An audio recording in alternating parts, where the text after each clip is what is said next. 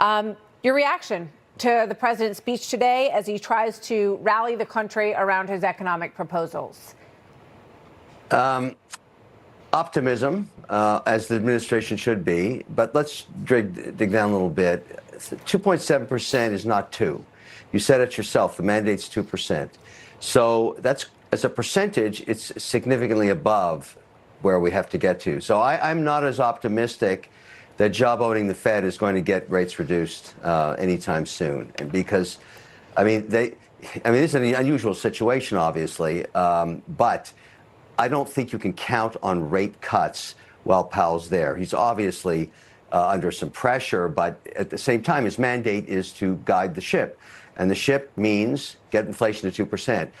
This tariff situation is getting really interesting. I think what's going to happen, and I'm certainly talking to a lot of businesses that have borne the input increases. Tariffs themselves on commodities or goods that you don't create yourself is inflationary.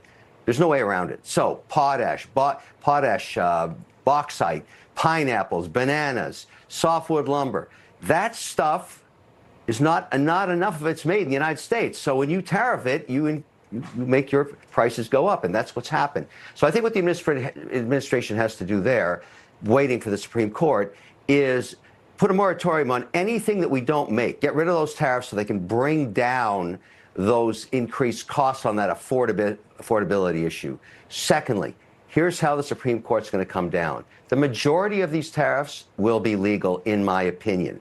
The ones that aren't going to hold are the ones that were put on with emergency measures around things like fentanyl on Canada and Mexico. So this is a Treasury issue. So let's say they brought in, give you round numbers, $200 billion in tariffs in the last 11 months. Maybe 50 billion of that's going back to the people that paid it. It's not the end of the free world. It's going to be a compromise situation. I don't think there's any way the administration can keep that money. They may be able to modify the policy so that going forward they can continue to tariff and then keep that. But I think that's what the Supreme Court's going to do. This is going to be a boon for accountants everywhere to try and figure out, how do I file to get this money back? I can't imagine that nightmare because it's not IRS, it's Treasury. We'll wait and see how that comes down. But I really think at the end of the day, where we're going on tariffs, and most of the market believes this, is we will get eventually, with all countries, to a reciprocal tariff, so that you can't weaponize the tool and say, look, we're going to slam China with 100% again, or we're going to slam these guys that trade with a certain Middle East country with tariffs while they do that. That was not what trade policy was used for. And I think that's what's going to happen with the Supreme Court. They're going to try and fine-tune that. I think it's making some in Congress a little uncomfortable, the way this tariff stuff's been being used. I want to play a quick soundbite for you from the All In podcast. This is David Sachs and Chamath Palihapitiya. Listen to this. I'm going to say that the Trump boom is going to be the biggest political winner of 2026. The S&P 500 keeps making record highs. People are paying less for gas.